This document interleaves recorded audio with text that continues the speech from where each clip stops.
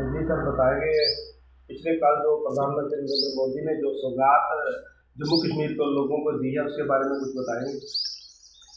देखिए, प्रधानमंत्री नरेंद्र मोदी जी का जम्मू कश्मीर के साथ पिछले कई वर्षों से लगाव है, जुड़ा है। उनका जम्मू कश्मीर में जब वो इस प्रदेश के प्रभारी थे, उस नाते भी इस प्रदेश के हर जिला के अंदर उनका जो प्रवास वो रहता था। और जब 2014 में वो प्रधानमंत्री बने तो मुझे लगता है कि वो पहले ऐसे प्रधानमंत्री हैं जो जम्मू कश्मीर के अंदर दर्जनों के हिसाब से उनका जो विजिट हुआ है। और कल का जो अचीवमेंट है पूरे भारतवर्ष के अंदर नहीं, ये पूरी दुनिया में सबसे जो ऊंचा ब्रिज, जो आर्च ब्रिज बनाया गया, वो एक जम्मू कश्मीर के लिए बहुत बड़ी सौगात है। 46,000 करोड़ के करीब ये पैसा खर्च करना और सही समय के अंदर इसको कंप्लीट करना, ये बहुत बड़ी बात है। और जम्मू कश्मीर के अंदर आप देखिए कि जिस तरह कल उमर अब्दुल्ला जो मुख्यमंत्री यहाँ के, उनके मुंह से भी सच निकल ही गया कि ये सपना जो था ये अंग्रेज़ों के समय का था। वो भी चाहते थे कि जम्मू कश्मीर को हिंदुस्तान के साथ जोड़ा जाए, लेकिन उनका भी ये ख्वाब तो जो था वो पूरा नहीं हुआ। और ये ख्वाब जो पूरा किसने किया? प्रधानमंत्री नरेंद्र मोदी ने। तो मैं समझता हूँ कि ऐसे प्रधानमंत्री, विजनरी प्रधानमंत्री, और इस जो सौगात के साथ उन्होंने और भी जो लखनपुर से भदरवा, बनी भदरवा शत्रकला टनल, ये सौगात भी दी है। और जैसे जम्मू से पुंछ का जो 4 लेन का काम चल रहा है, उन्होंने बताया जैसे एक्सप्रेस हाईवे का काम चल रहा है, जैसे अपना नेशनल हाईवे 6 लेन का काम चल रहा है।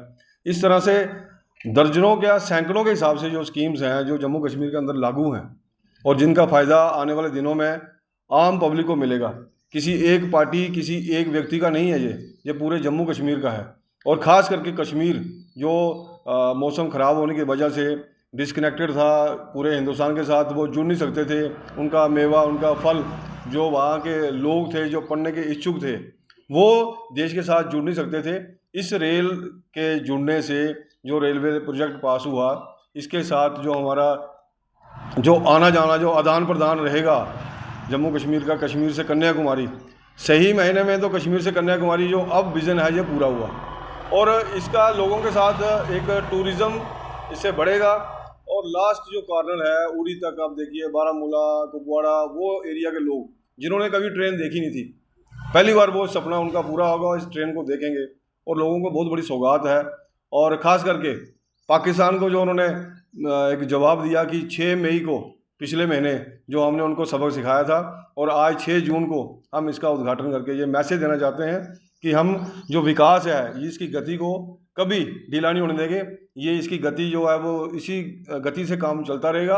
और जम्मू कश्मीर का जो आवाम है वो प्रधानमंत्री मोदी का हमेशा से ऋणी रहेगा। और इस प्रकार आने वाले समय में भी इस प्रकार की गतिविधियां जो है, विकास कार्य इस तरह चलते रहेंगे। देखिए, मोदी जी ने जो स्कीम दी है, उन्होंने कल अनगिनत जो स्कीम्स थी उनका फ़ायदा, उन्होंने कहा कि इतने हमने 4 करोड़ के लगभग लोगों को मकान के लिए पैसे दिए, 3 करोड़ और बनेंगे। शौचालय जो बन रहे हैं, प्रधानमंत्री आवास योजना, जो 5 लाख का आयुष्मान कार्ड, ये जो स्कीमें जितनी भी हैं, हाँ, कुछ लोगों को जो है वो प्रधानमंत्री की टीका टिप्पणी करने से परहेज नहीं करते। चाहे बेनिफिट सबसे पहले वही लोग देते हैं जो क्रिटिसाइज कर रहे हैं। मैं देखता हूँ कई बार मीडिया में कुछ लोग ऐसे हैं जिनके पीछे 2 बंदे भी नहीं होते, लेकिन क्रिटिसाइज वो प्रधानमंत्री को जरूर करते हैं। लेकिन जब बेनिफिट लेने की बारी आती है तो सबसे आगे लाइन में वो लोग खड़े होते हैं। चाहे किसी भी योजना का फ़ायदा लेंगे, पहले वो लोग आगे होते हैं। लेकिन मैं चाहता हूँ कि जिस तरह से वेस्ट बंगाल में ममता बनर्जी या केजरीवाल ने दिल्ली में लोगों को बेनिफिट नहीं लेने दिया, आज दिल्ली के जो लोगों ने तख्ता पलट के वापस वहाँ भाजपा को लाया, आज वहाँ पे आयुष्मान योजना लागू हुई है।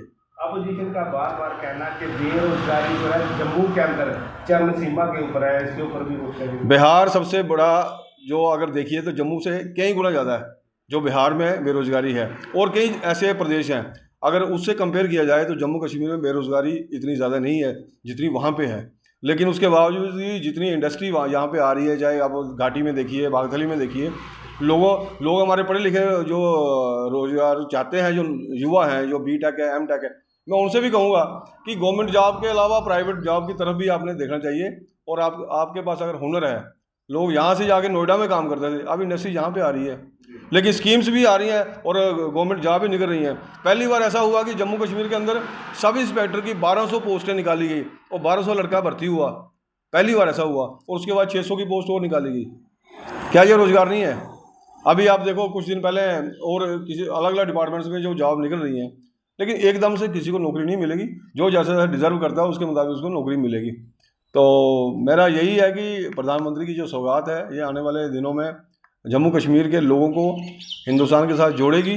और जो उनके मन के अंदर एक प्रधानमंत्री के प्रति एक सोच थी कि शायद ये कैसा काम करेंगे, लेकिन आज उन्होंने दिखा दिया। उन्होंने हर एक चीज़ को टच किया। कल मैं देख रहा था वो जो आदिल था जिसने मिलिटेंटों के साथ जिसका उस समय गुथम गुथा हुआ, उसकी जान गई, उन्होंने उसका नाम भी लिया। प्रधानमंत्री बड़ी बड़ी बारीकी से हर चीज़ को वाच कर रहे हैं। और मैं समझता हूँ कि जिस तरह से जो OGW है यहाँ पे अभी भी जम्मू कश्मीर के अंदर, हमें बाहरी ताकतों से इतना जो खतरा जो कम है, जो हमारे अंदर गद्दार बैठे हैं हमें उनसे खतरा ज़्यादा है। और उमर अब्दुल्ला ने एक बात और कही कि हमें जल्दी रियासत का दर्जा मिलेगा। प्रधानमंत्री जी वो समझते हैं, अगर आज रियासत का दर्जा मिला होता तो शायद जो इतने OGW पकड़े जाते, इनको छुड़ाने के लिए बड़े जो हमारे पॉलिटिशियन हैं इन्होंने आगे आ जाना था। लेकिन कुछ ना कुछ सफाई जो बची हुई है ना, उसमें अभी काम करना बाकी है, उसके बाद जो दर्जा मिलेगा। धन्यवाद।